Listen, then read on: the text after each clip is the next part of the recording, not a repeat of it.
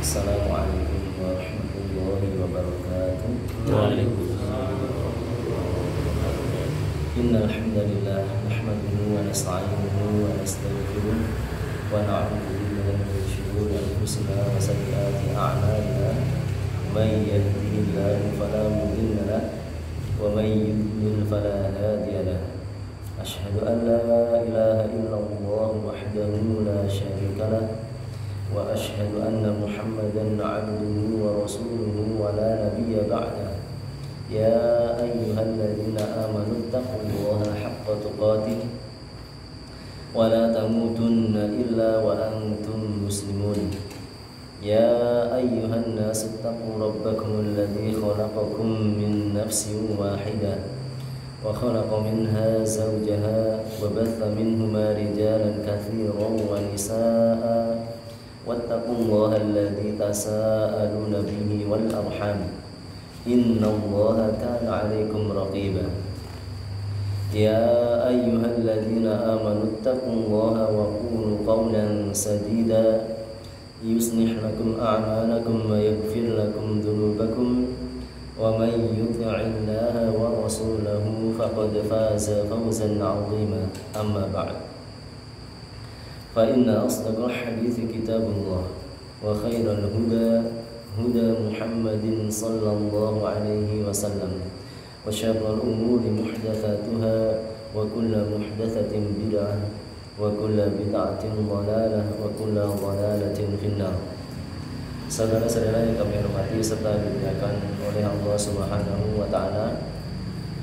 Alhamdulillah, kita berjumpa kembali pada malam hari ini melanjutkan kajian kita belajar bahasa Arab menggunakan metode Al-Dzikri, belajar bahasa Arab semudah berzikir. Pada level yang kedua bertajuk kajian I'rabul Quran, belajar kaidah bahasa Arab langsung dari Al-Quran. Kami juga mengucapkan jazakumullahu khairan kepada saudara-saudara yang tadi telah menengok bapak kami. Kemudian tadi juga ada yang menyarankan libur dulu tidak apa-apa, masuk juga boleh. Tapi saya memilih masuk karena dulu waktu saya belajar itu, waktu saya ngaji juga begitu semangat, pengennya yang masuk terus. Tapi kalau sekolah libur seneng. Saya pernah menggoda anak-anak kalau libur senang atau tidak senang. Nah, saya yang gurunya lebih senang lagi. Tapi kalau ngaji tidak demikian. Kalau ngaji rasanya itu pengen lebih semangat, lebih senang kalau masuk daripada libur. Maka begitu juga pada malam hari ini saya juga berusaha untuk hadir ya. Selama tidak ada kepentingan yang mendesak ataupun darurat, ya diusahakan majelis ta'lim tetap masuk ya, karena apalagi kita masuknya cuma sepekan sekali ya.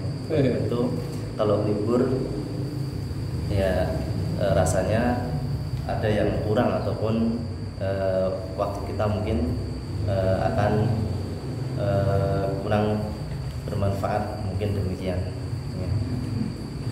Saudara-saudara yang kami hormati rahimani wa rahimakumullah, pada malam hari ini kita berada pada pertemuan yang ke-42.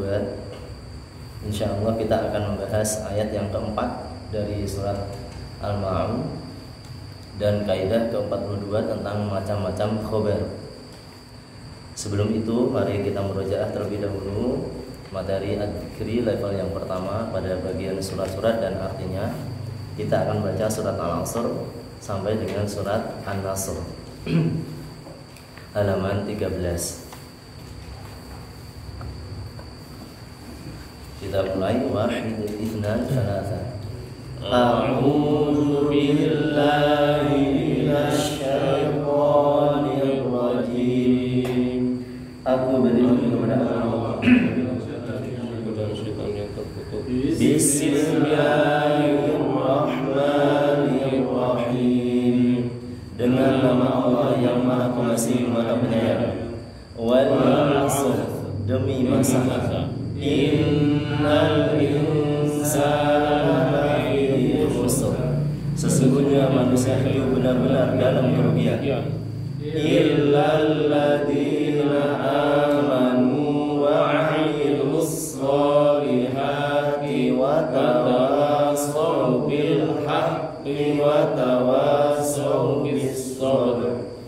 kecuali orang-orang yang beriman dan mengerjakan amal saleh, dan nasihat-nasihati supaya mentaati kebenaran, dan nasihat-nasihati supaya menetapi kesabaran. Bismillahirrahmanirrahim. Dengan nama Allah yang Maha Pengasih Maha Penyayang. Inna a'tainakal kautsar. Sungguh kami telah memberikan kepadamu nikmat yang banyak. Fasholli li rabbika wanhar. Maka dirikanlah salat karena Tuhanmu dan berkorbanlah. Inna syani'aka huwal abtar. Sesungguhnya orang-orang yang membencimu dialah yang terputus. Bismillahirrahmanirrahim. Dengan nama Allah yang Maha Pengasih Maha Penyayang. Qul ya ayyuhal kafirun. Katakanlah hai orang-orang kafir. La a'budu ma ta'budun. Aku tidak akan menyembah apa yang kamu sembah. Wa antum 'abiduna ma a'budu. Dan kamu bukan menyembah apa yang aku sembah. Wa ana 'abidun ma 'abadtum.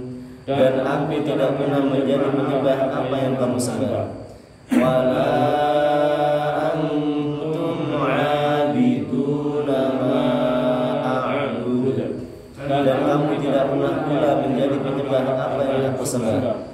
Lakum dinukum waliyadin. Untukmu agamamu dan untukku agamaku. Bismillahirrahmanirrahim. Dengan nama Allah yang Maha Pengasih Maha Penyayang. Idza jaa nasrullahi wal fath. Apabila telah datang pertolongan Allah dan kemenangan. Wa ra'aitan nasa yadkhuluna fi dinillahi afwaja. Dan kamu melihat manusia masuk agama Allah dengan berbondong-bondong. Fasabbih bihamdi rabbika wastaghfir. Maka bertasbihlah dengan memuji Tuhanmu dan mohonlah ampunan kepadanya. Innahu kana tawwaba. Sesungguhnya Dia adalah Maha menerima taubat. Berikutnya kita murojaah materi pada pertemuan yang lalu. I'rab ayat yang ke-3 dari surat Al-Ma'un pada halaman 112.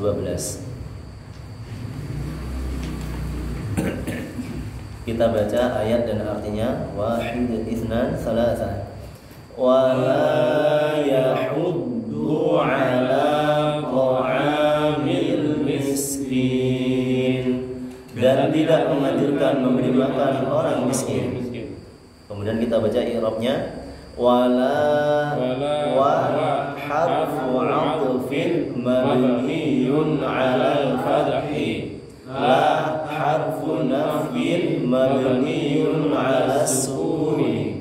Yahuddu fi'lun mudhari'un marfu'un wa 'alamatu raf'ihi ad-dhammatu wal fa'ilu dhamirun mustatirun taqdiruhu wal jumlatul fi'liyatu ma'tufatun 'ala ma qablaha yad'ul yatima. Ala harfu jarri mabniyun 'ala sukuni. Ta'ami ismun majrurun bi'ala wa 'alamatu jarrihi al-kasratu wa huwa mudhaf. Al-miskini mudhafun ilaihi majrurun wa 'alamatu jarrihi al-kasratu.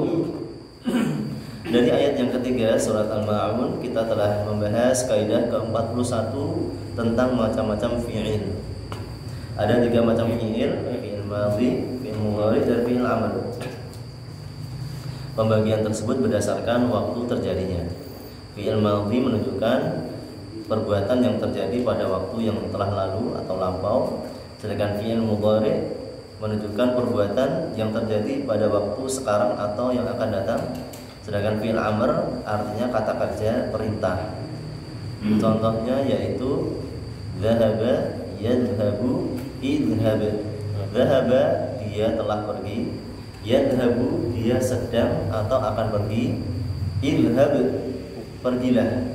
Ini penerapan dari 3 macam fi'il. Ya, kita bisa mengambil satu contoh untuk dihafalkan. Dhahaba, yadhhabu, idhhab. Dhahaba fi'il madhi dia telah pergi, yadhhabu fi'il mudhari dia sedang atau akan pergi, idhhab fi'il amr pergilah. Kemudian kemarin juga sudah kita contohkan beberapa fi'il yang terdapat dalam Al-Quran, dari fi'il madhinya, fi'il mudhari, kemudian fi'il amr. Kita sudah menyebutkan 9, meskipun sebenarnya banyak sekali fi'il-fi'il yang diulang-ulang dalam Al-Quran. Paling tidak dengan kita mengetahui 9 fi'il tersebut, kita sudah bisa mengartikan beberapa fi'il atau kata kerja dalam banyak tempat di dalam Al-Quran. Berikutnya kita lanjutkan pembahasan baru halaman 113 ayat yang keempat dari surat Al-Ma'un. Saya baca, fawailul lil musallin, fawailul lil musallin, maka celakalah orang-orang yang salat, maka celakalah orang-orang yang salat. Fawailul lil musallin, fawailul lil musallin, maka celakalah orang-orang yang salat, maka celakalah orang-orang yang salat. Kita baca ayat ini menggunakan metode Nurul Bayan untuk mengetahui hukum-hukum tajwidnya.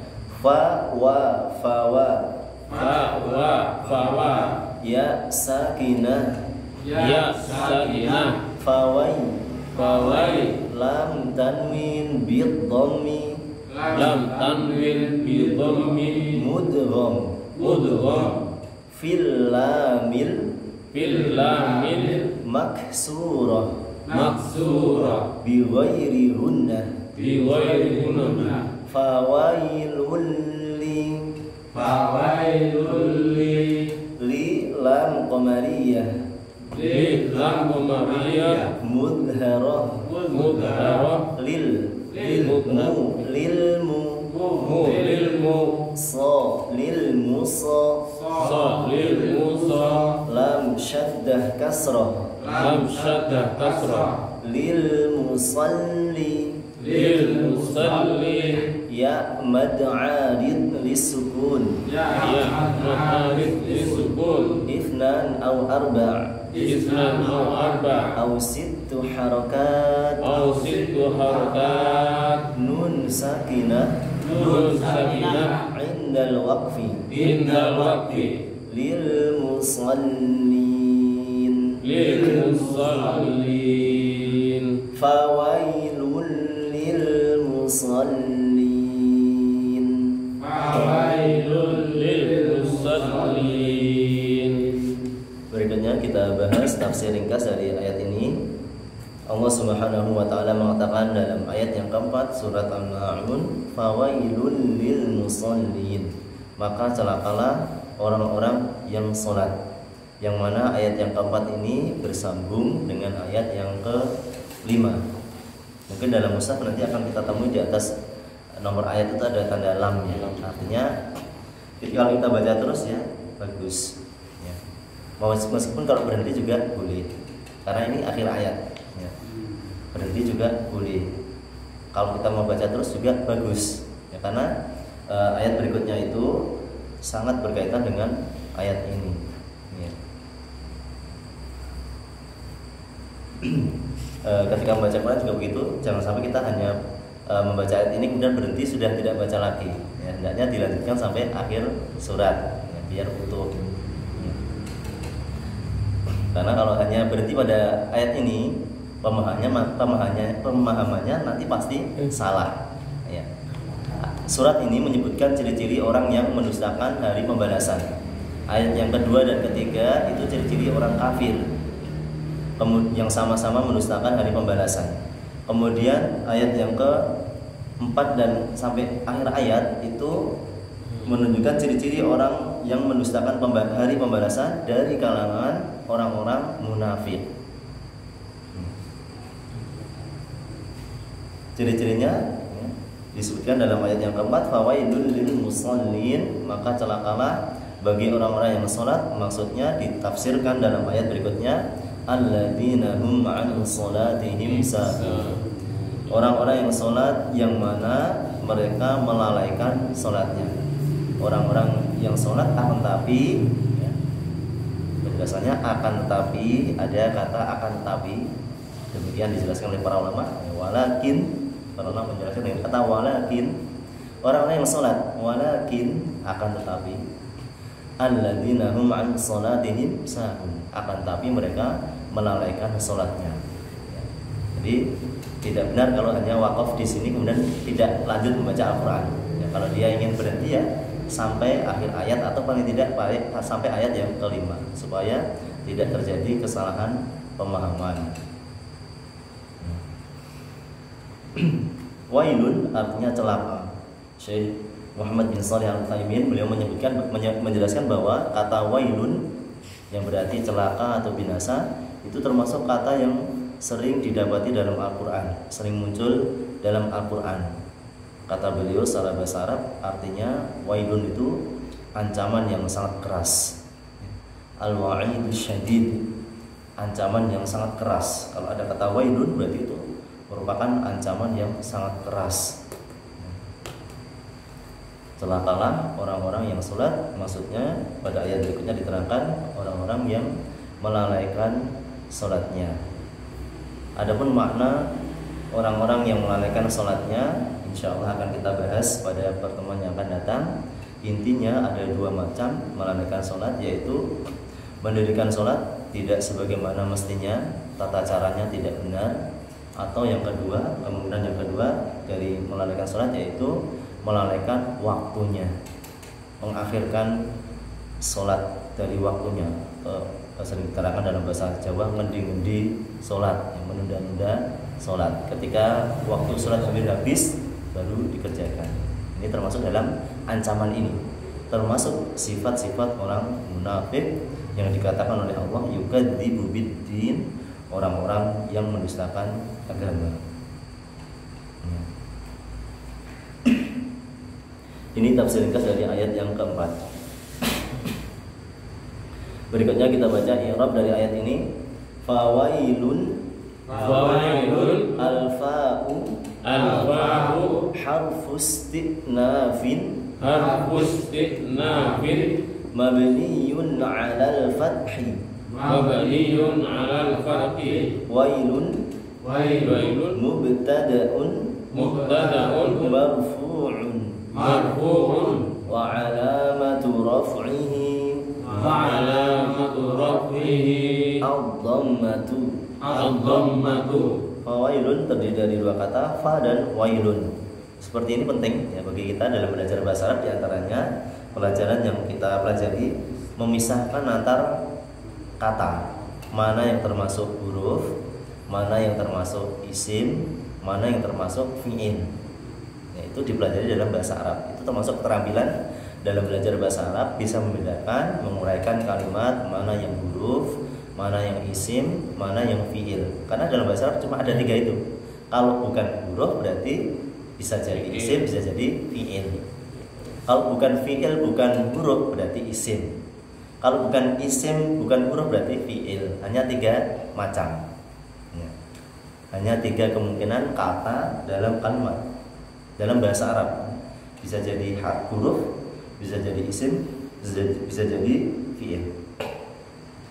Fawailun, fa itu huruf, sedangkan wailun itu isim. termasuk masdar isim.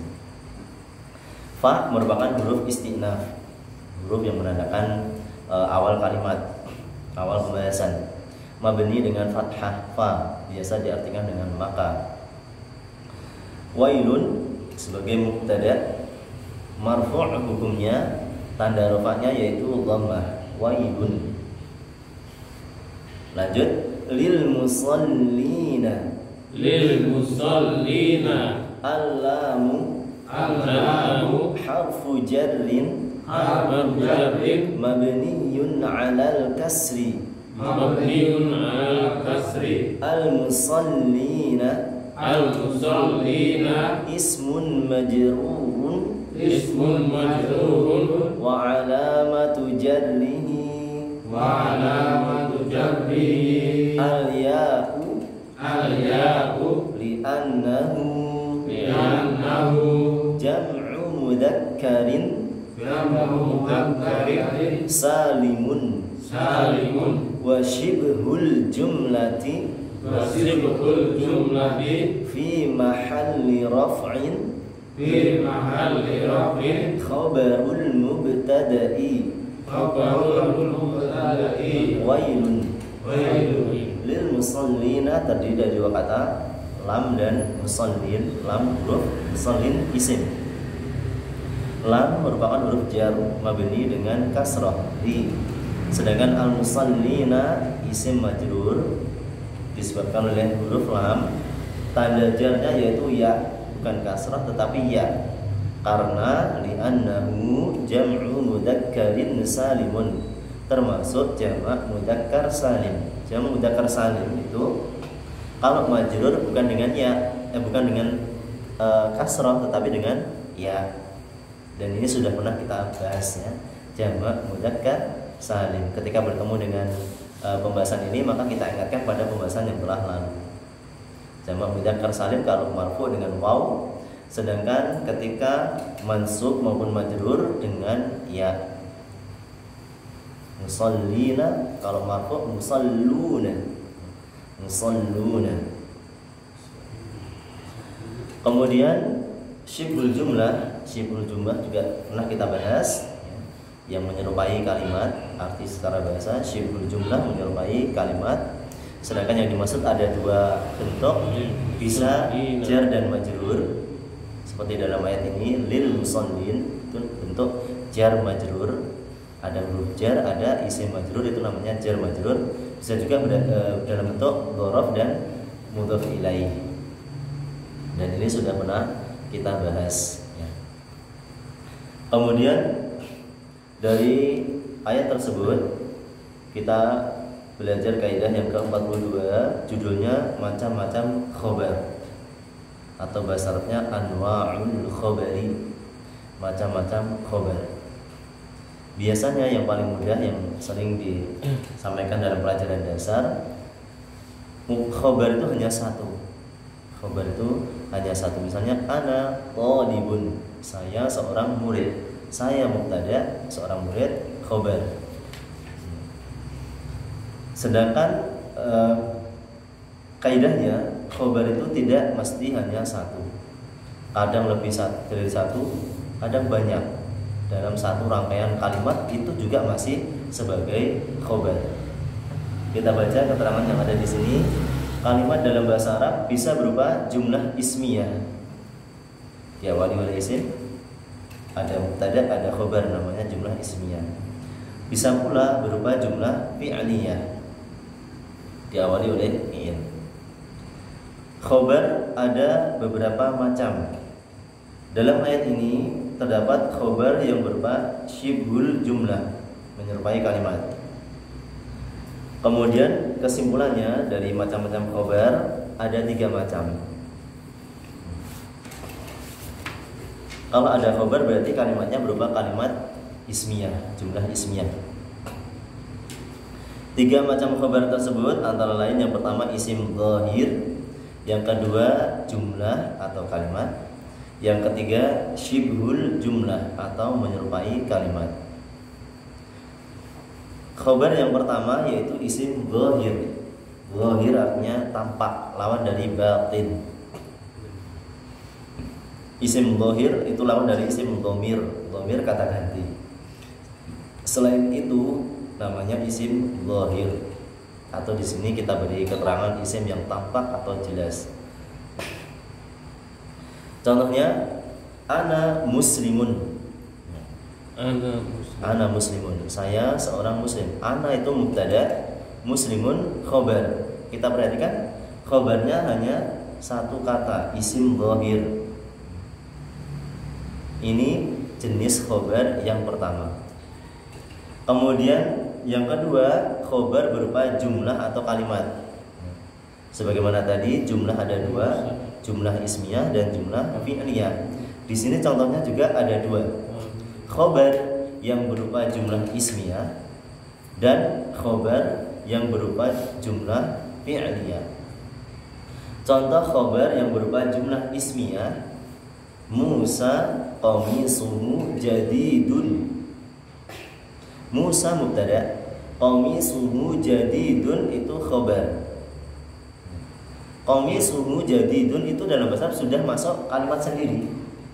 Tetapi dalam konteks kalimat ini, qamisuhu jadidun dalam satu rangkaian kalimat itu kedudukannya sebagai khobar.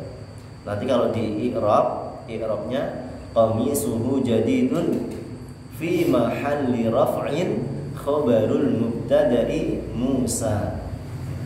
Qamisuhu jadidun kalimat itu kedudukannya menduduki posisi khobar marfu' sebagai khobar dari kata Musa. Adapun kalau diuraikan qamisuhu jadidun itu qamisuhu mubtada, jadidun khobar, jumlah ismiyah. Jadi ini merupakan contoh khobar berupa jumlah ismiyah. Sekarang kita perhatikan contoh yang kedua, khobar berupa jumlah fi'liyah. Musa yalbasu qamisan. Musa memakai baju. Kita perhatikan kalimat yalbasu qamisan. Itu sebenarnya sudah kalimat tersendiri.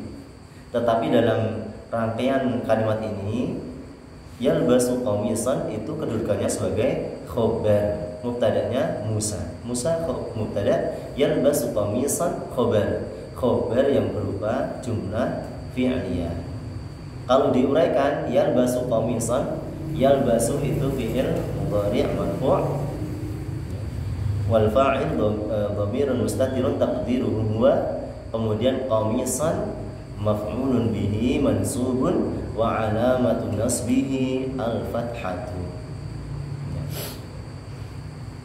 Jadi ini merupakan contoh khobar yang berupa jumlah fi'liyah. Kemudian yang terakhir, khobar yang berupa syibhul jumlah, menyerupai kalimat, bisa jar dan majrur ataupun dzaraf dan mudhaf ilaih. Pada contoh ini dicontohkan syibhul jumlah yang berupa jar majrur, ada huruf jar kemudian setelahnya isim majrur. Umaru fil maktabati, artinya Umar berada di perpustakaan.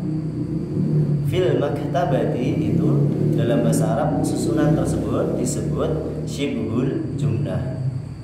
Jumlah bukan, kemudian isim juga bukan, di tengah-tengah namanya syibhul jumlah. Bisa menjadi khobar. Contohnya seperti ini. Umaru fil maktabati. Dibalik juga boleh. Fil maktabati Umaru. Berarti khobarnya di depan, mubtadanya di belakang. Ini contoh dari khobar yang berupa syibhul jumlah. Jadi khobar ada 3 macam. Bisa isim dhahir kalau ingin membuat kalimat yang pendek. Kemudian juga bisa berupa khobarnya berupa jumlah ismiyah maupun fi'liyah. Berarti kalimatnya bisa panjang. Maka kita dapat dalam Al-Quran itu terkadang mubtada ataupun khobarnya panjang. Mubtada ataupun khobarnya panjang, sehingga dalam Al-Quran itu ada ayat yang berbaris-baris tapi tidak ada tanda wakafnya. Apalagi dalam Rasul Utsmani yang Mushaf Madinah itu, kalau kita baca ada yang 3 baris ataupun lebih tidak ada tanda wakaf. maksudnya ya kalau bisa 1 kali nafas, tapi rata-rata tidak kuat. Ya, oleh karena itu kita boleh berhenti di kata yang kita kehabisan nafas pada kata tersebut. Kalau memang maknanya belum sempurna secara bahasa Arab, maka kita ulang 1 atau 2 kata.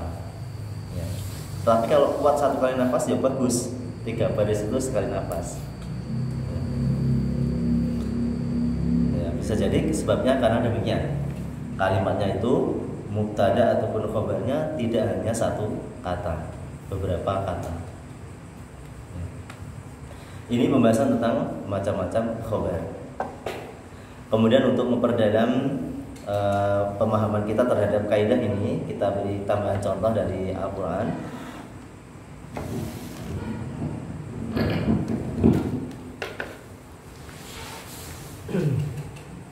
Contoh yang berupa isim dhamir, misalnya 5 contoh, ada 5 contoh yang kita tulis. Contoh yang pertama dan kedua itu contoh khobar yang berupa isim dhahir.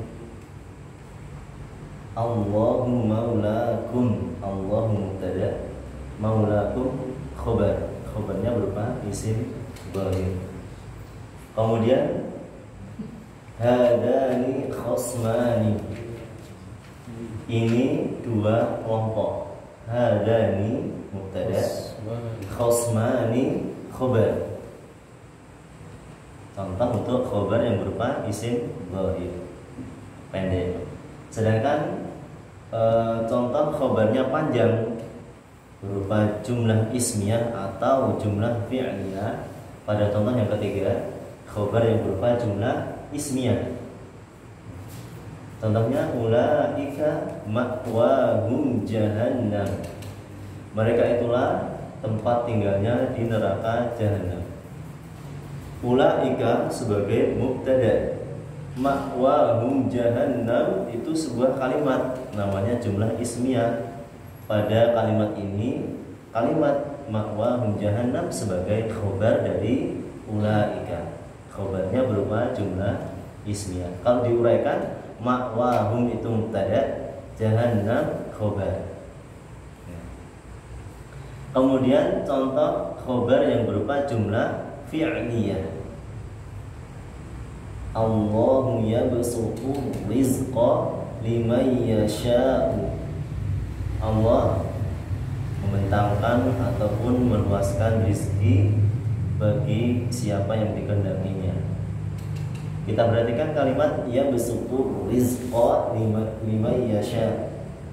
Kalimat tersebut merupakan khobar. Jadi kalau dalam i'rab, kalau di-i'rabkan maka yabsutu rizqa liman yasha', jumlah yabsutu rizqa liman yasha' fi mahalli raf'in khabarul mubtada'i Allahu, begitu.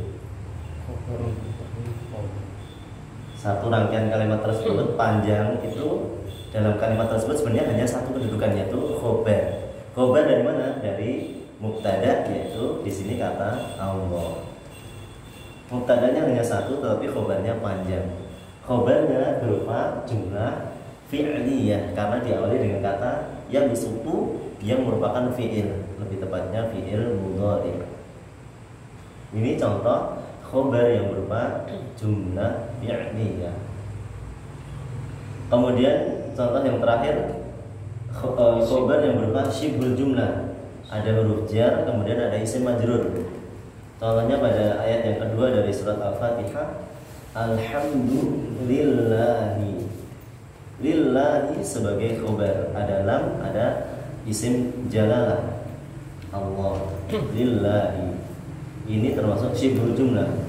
Dalam kalimat alhamdulillah, lillahi kedudukannya sebagai khobar. Lillahi syibhul jumlah fi mahalli raf'in khabarul mubtada'i alhamdulillah. Lillah sebagai, lillah merupakan syibhul jumlah, menduduki posisi rafa' sebagai khobar dari mubtada alhamdulillah. Ini 3 macam khobar. Jadi kalau khabar itu tidak mesti marfu, Ustaz. Mas pasti marfu. Nah itu alhamdulillahi. Ya. Di sini nanti kalau di i'rab fi mahalli raf'in. Syibhul jumlah lillahi fi mahalli raf'in khabarun, tetap rafa. Hanya saja sebutannya tidak marfu. Itu maka mabni ya? Bukan mabni bukan dengan jar bukan. Kalau dihitung satu-satu, lam itu mabni huruf jar. Iya. Allahi majrur, isim majrur. Iya. Ada hukumnya. Tapi kalau dalam satu rangkaian, maka i'rabnya fi mahalli raf'in. Jadi tetap marfu, tetap rafa. Bedanya sebutannya bukan marfu, tapi sebutannya rafa. Itulah bedanya antara rafa dan marfu, nasab dan mansub, jar dengan majrur. Jadi pemakaian kata tersebut dalam kalimat berbeda. Kalau marfu itu pasti ada tandanya dhammah ataukah kalau jamak mudzakkar salim pakai waw. Tapi kalau rafa itu biasanya untuk mengi'rab isim yang mabni atau yang seperti ini satu rangkaian, jadi tidak mungkin dia dikatakan lillahi marfu', tidak mungkin, karena di sini terdiri dari dua kata. Maka i'rabnya disambung dari satu, fi mahalli raf'in, menduduki posisi rafa. Kalau satu-satu tidak ada yang rafa, lam itu mabni, Allahi majrur. Tapi kalau dihitung satu rangkaian kalimat, maka kata lillahi itu menduduki posisi rafa sebagai khobar. Bedanya yang ini isim dhohir, yang ini jumlah ismiyah, yang ini jumlah fi'liyah, yang ini syibhul jumlah. Kalau yang ini bisa langsung marfu'un apa ini? Marfu'un wa alamatu raf'ihi al-alif. Tanda rafa'nya alif karena dia isim mutsanna, isim yang menunjukkan jumlah dua, ya, dan seterusnya. Saudara-saudara yang kami hormati rahimani wa rahmatullah, demikian pembahasan kaidah yang ke-42 tentang macam-macam khobar, diambil dari ayat ini, ayat yang keempat dari surat Al-Ma'un, yaitu pada kata lil musallin yang merupakan khobar dari kata wailun. Sampai di sini mungkin masih ada yang perlu ditanyakan. Kalau tidak ada, kita cukupkan sampai di sini. Insya Allah kita sambung kembali pada kesempatan yang akan datang, pembahasan i'rab ayat yang kelima dari surat Al-Ma'un. Dari kami ada kekurangan dan kesalahan, mohon maaf. Mari kita akhiri dengan doa kafaratul majlis. Subhanakallahumma wa bihamdika asyhadu an la ilaha illa anta astaghfiruka wa atubu ilaik. Assalamualaikum warahmatullahi wabarakatuh.